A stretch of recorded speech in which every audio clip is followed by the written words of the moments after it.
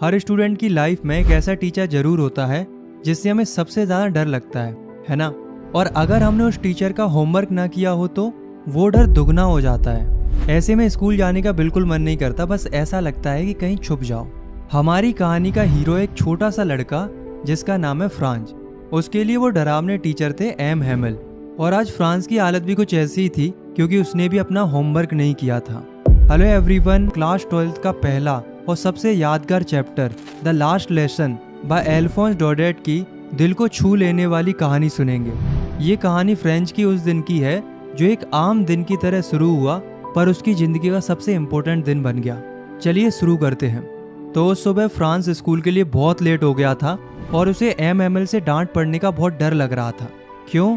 क्योंकि M ML ने कहा था कि वो पार्टिसिपल्स पर क्वेश्चंस पूछेंगे और बेचारे फ्रांस को तो पार्टिसिपल्स का पी भी नहीं आता था। फ्रांस का स्कूल जाने का बिल्कुल मन नहीं कर रहा था। उसने तो सोच लिया था कि क्यों ना स्कूल छोड़कर पूरा दिन बाहर ही बिताया जाए।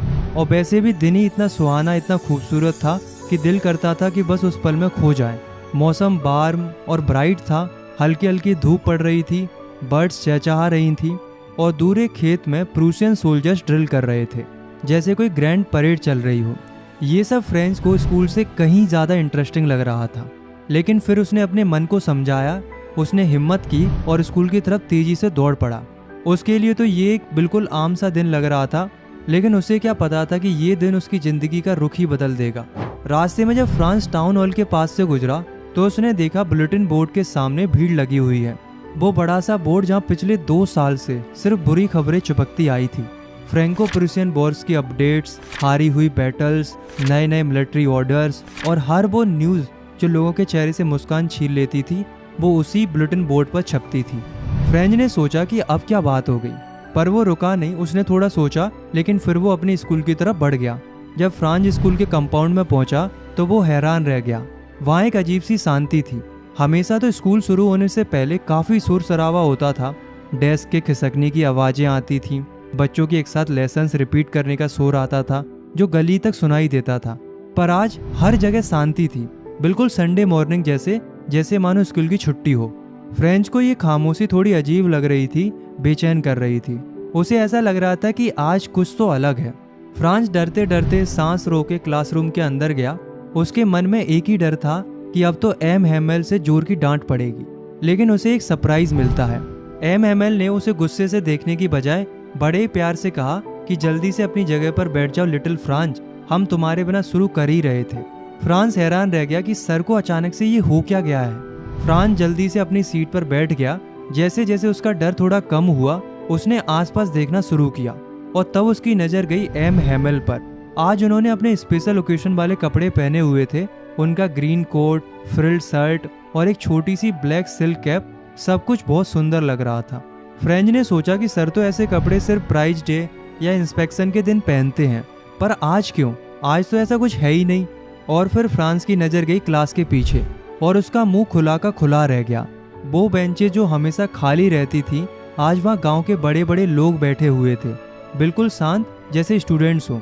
Old Hauser, farmer mayor, farmer post master, सब वहाँ बैठे थे। उनके चेहरे बहुत उदास लग रहे थे और उनकी आंखों में गहरी उदासी थी, जैसे वो कुछ कहना चाहते हो पर कह नहीं पा रहे हो। फ्रांस की कुछ समझ नहीं आ रहा था कि आखिर ये सब हो क्या रहा है, आज सब इतना अलग क्यों लग रहा है। फिर एम हेमल अपनी कुर्सी पर बैठे और अपनी गंभीर लेकिन प्यार भरी आवाज में उन्होंने वो शब्द कहे जो फ्रांस की पूरी दुनिया हिला गए।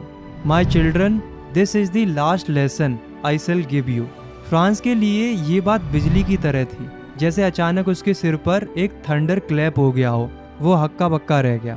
फिर एम एमएल ने बताया कि बर्लिन से ऑर्डर आया है कि अब से एल्सेस और लोरेन के जितने भी स्कूल्स हैं उनमें सिर्फ जर्मन लैंग्वेज पढ़ाई जाएगी। कल से एक नया मास्टर आएगा और आज तुम्हारा आखिरी फ्रेंच लेसन है। और तब सब कुछ फ्रेंच को समझ आ गया कि जो खबर उसने बुलेटिन बोर्ड के पास देखी थी वो यही थी। इसलिए एम एमएल ने आज अपने स्पेशल कपड़े पहने थे और इसलिए गांव के बूढ़े लोग क्लास के पीछे शांति से बैठे थे। और वो सब इसलिए आए थे ताकि वो एम हेमल की 40 साल की मेहनत और ईमानदारी को और अपनी प्यारी फ्रेंच भाषा को आखिरी बार रिस्पेक्ट और शुक्रिया कह सके। ये सब महसूस करते ही फ्रेंच के दिल में गहरा पछतावा भर गया। उसने सोचा कि मेरा आखिरी फ्रेंच लेसन है और मुझे तो ठीक से लिखना भी नहीं आता। अब उसे लग रहा था कि इतने सालों से जो वो पढ़ाई से भागता रहा वो उसकी सबसे बड़ी गलती थी। वो किताबें जो अभी तक उसे बोरिंग और बेकार लगती थी अब वो उसे सबसे प्यारी लग रही थी, जैसे वो उसके पुराने और अच्छे दोस्त हो जिन्हें वो कभी खोना नहीं चाहता था। और एम हैमिल जो हमेशा स्ट्रिक्ट रहते थे, जिनसे वो हमेशा डरता था, आज वो उसे एक बड़े ही प्यारे और समझदार टीचर लग रहे थे। उनका आयरन रूलर, उनकी डांट, सब कुछ भूल गया था फ्रांज। अब उसके दिल में सिर्फ ये था कि वो जा रहे हैं और मैं उन्हें फिर कभी नहीं देख पाऊंगा। एक छोटा सा बच्चा अचानक बड़ा हो गया था। उसे समझ में आ गया था कि भाषा सिर्फ वर्ड्स नहीं होती, वो हमारी पहचान, हमारा गौरव होती है, और जब वो छिन जाती है तो सिर्फ पछतावा रह जाता है। उस दिन एम हैमिल ने हर चीज़ इतने पेशेंस से पढ़ाई जैसे वो जाने से पहले अपना सारा ज्ञान, अपनी सारी नॉलेज उनके दिमाग में भर देना चाहते हों। उन्होंने ग्रामर पढ़ाया और फ्रांस को हैरानी हुई कि उसे सब कुछ कितनी आसानी से समझ में आ रहा था।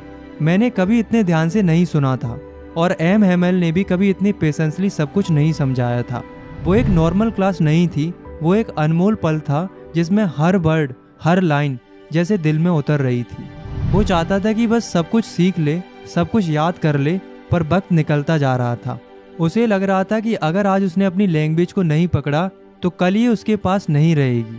आखिर में एम हैमिल ने फ्रांस लैंग्वेज की तारीफ की, उसे दुनिया की सबसे ब्यूटीफुल, सबसे क्लियरेस्ट, सबसे लॉजिकल लैंग्वेज बताया। और उन्होंने एक बहुत ही गहरी और बहुत ही इम्पोर्टेंट बात कही, when a people are enslaved as long as they hold fast to their language, it is as if they had the key to their prison। कितनी बड़ी बात है दोस्तों। जब तक लोग अपनी भाषा को मजबूती से पकड़े रहते हैं तब तक उनके पास अपनी जेल की चाबी होती है।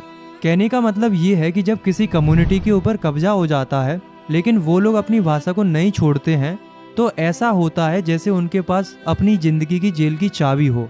भाषा सिर्फ शब्दों का जोड़ा नहीं होती, वो होती है आपकी सोच, आपकी संस्कृति, आपकी पहचान। और अगर आप अपनी भाषा को संभाल के रखते हैं तो कोई भी आपसे आपकी आज़ादी नहीं छीन सकता। देखो दरअसल क्या था कि फ्रांस वॉर हार गया था और उसके ऊपर प्रूसिया का कब्जा हो गया था, इसलिए इनके ऊपर जबरदस्ती जर्मन लैंग्वेज थोपी जा रही थी।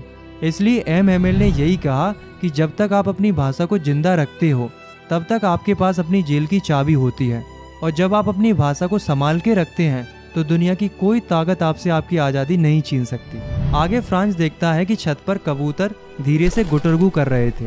फ्रांस ने उन्हें देखा और मासूमियत से सोचा, will they make them sing in German even the pigeons?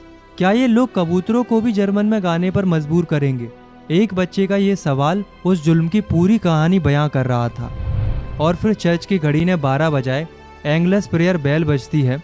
उसी वक्त प्रूशियन सोल्जर्स के ट्रम्पेट्स की आवाज़ आती है। हैमिल अपनी चेयर से उठते हैं, उनका चेहरा एकदम पीला पड़ा हुआ था। वो बहुत लंबे और गर्व से भरे हुए लग रहे थे। उन्होंने कुछ कहना चाहा, माय फ्रेंड्स, पर उनका गला भर आया। इमोशंस ने उन्हें जकड़ लिया, वो फिर बोल ही नहीं पाए।